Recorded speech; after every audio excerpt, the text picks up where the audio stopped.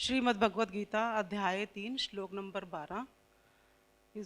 इसमें जो बताया गया है कि यज्ञ से उन्नत होकर देवता तुम लोगों को इच्छित भोग प्रदान करते रहेंगे, लेकिन उनको अर्पण किए बिना जो मनुष्य उनके द्वारा दिए पदार्थों को स्वयं भोगता है वो चोर ही है। तो ये चोर मुझे समझ नहीं आया। इस पे मैंने आपके वो कर्मयोग बुक से पढ़ा भी है काफ़ी, लेकिन मैंने कई बार पढ़ा, मुझे अभी समझ नहीं, स्पष्ट नहीं हो पाया। यज्ञ से देवता उत्पन्न होते हैं। यज्ञ का अर्थ होता है वो सब कुछ आहुति में डाल देना जो किसी श्रेष्ठतर को अर्पित किया जा सकता है। ये आगे बढ़ने की प्रक्रिया है। मेरे पास बल है, मेरे पास बुद्धि है, मेरे पास ज्ञान है, मेरे पास धन है, मैं इसको वहाँ समर्पित कर देता हूँ ना जहाँ कोई ऊंचा उद्देश्य है। ये यज्ञ है। जब आप ये करते हैं तो श्लोक कहता है देवता उत्पन्न होते हैं, कहीं बाहर नहीं उत्पन्न होते। वेदांत में बाहर कहीं कुछ नहीं होता। टीवी सीरियल वगैरह छोड़िए जहाँ कुछ यज्ञ में आहुति दी गई तो वहाँ पे देवता खड़े हो गए, वो वेदांत को जानते नहीं। वेदांत में बाहर जैसी कोई चीज होती नहीं। देवता कहाँ उत्पन्न होंगे? कहाँ होंगे? भीतर उत्पन्न होंगे। देवत्व उदित होगा। देवत्व अभी अभी पिछले प्रश्न में हमने कहा था क्या होता है। आपके भीतर जो कुछ भी श्रेष्ठतर है उसको देवत्व कहते हैं। और भीतर की श्रेष्ठता जगाने का समझिए कि जैसे श्लोक में उपाय। क्या उपाय? जो कुछ भी आपके पास हो, ये वो चीजें हैं जो मेरे पास हैं। समय है, ऊर्जा है, बुद्धि है, ज्ञान है, धन है, संबंध है, जो कुछ भी है मेरे पास, बाहुबल है, ये सब मेरे पास है यहां पर। और ये वो सब विकल्प हैं जहां मैं अपने संसाधनों को अर्पित कर सकता हूं। नहीं समझे? 4 दिशाएं हैं जहां मैं अपने संसाधनों को लगा सकता हूं। मेरे पास 6 तरह के संसाधन हैं। मेरे पास 6 तरह के संसाधन हैं। 1 से लेकर 6 तक। 1 से लेकर 6 तक मेरे पास संसाधन है। इसमें जो श्रेष्ठतम संसाधन है मान लीजिए वो कौन सा है? नंबर 1। मेरे पास 6 तरह के संसाधन हैं, उसमें जो सबसे बड़ा संसाधन है वो कौन सा है? नंबर 1। फिर नंबर 2, नंबर 3, नंबर ऐसे। और मेरे पास 3 विकल्प हैं, 3 दिशाएं जहां पे उन संसाधनों का प्रयोग हो सकता है। अ ब स। अ ब स। उसमें श्रेष्ठतम अ। ठीक। यज्ञ क्या हुआ? यज्ञ क्या हुआ? अरे भाई यज्ञ क्या हुआ? 1 को उठा के अ से मिला देना है, ये यज्ञ कहलाता है। जो आपके पास ऊंचे से ऊंचा हो उसे ऊंची से ऊंची दिशा भेज दीजिए, इसको यज्ञ कहते हैं। ये यज्ञ है। वो जो हम लकड़ी जलाते हैं उसको यज्ञ नहीं कहते। जो आपके पास उच्चतम हो उसे उच्चतम की ही दिशा प्रेषित कीजिए, ये यज्ञ है। और इससे आप बदल जाएंगे भीतर से। कैसे बदल जाएंगे? ऐसे बदल जाएंगे कि हमारे भीतर बैठा है एक चोर। वो चोर क्या चाहता है?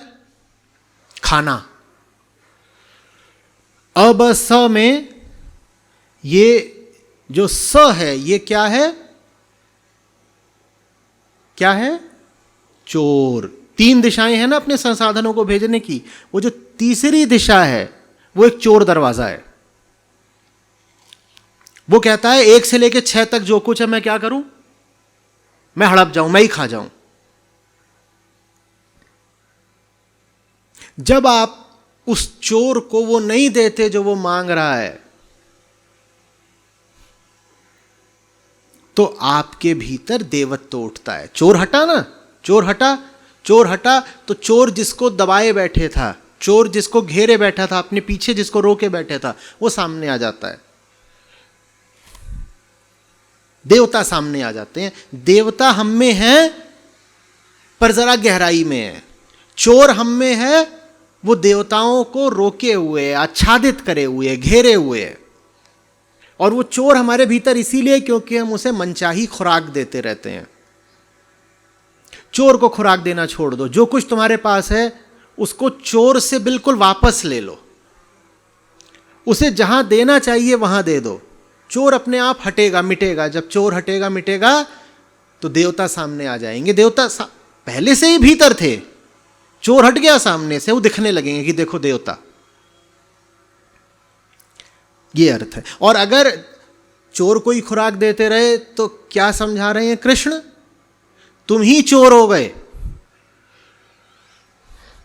जो यज्ञ ना करे, जो उच्चतम को भेंट ना करे, कृष्ण उसको सपाट कह रहे हैं, दो टूक मुंह पर, क्या तुम चोर हो। श्लोक में है ये, वो चोर ही हैं। जो यज्ञ में भेंट करे बिना स्वयं खा जाए, श्री कृष्ण उसका नाम बता रहे हैं चोर।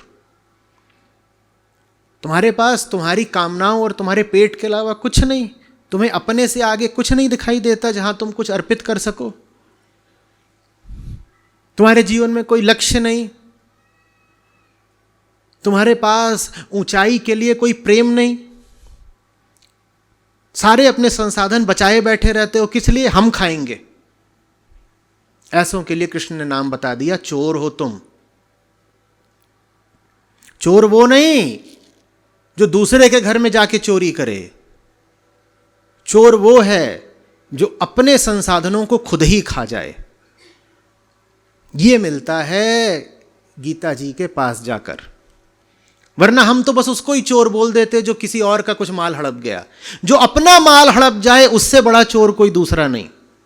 तुम्हारे पास इतना माल है, तुम क्यों खाए जा रहे हो उसको? कृष्ण कह रहे हैं तुमसे बड़ा कोई दूसरा चोर नहीं। जो अपना माल खुद ही खा जाए वो चोर है। तुम्हारा माल इसलिए नहीं है कि तुम उसे खा जाओ, तुम्हारा माल इसलिए है कि तुम उसे यज्ञ में अर्पित करो। हाँ, यज्ञ में अर्पित करने के बाद कृष्ण स्वयं ही गुंजाइश दे देते हैं, कहते हैं अब जो बचा हुआ हो बस उतना खा लेना, या ऐसे कह लो कि बस उतना खाना कि इस लायक बने रहो कि यज्ञ कर सको। उतना ही खाना जितना खाना जरूरी है यज्ञ करने के लिए। तुम्हारे जीवन का उद्देश्य व्यक्तिगत भोग नहीं है, तुम्हारे जीवन का उद्देश्य यज्ञशीलता है।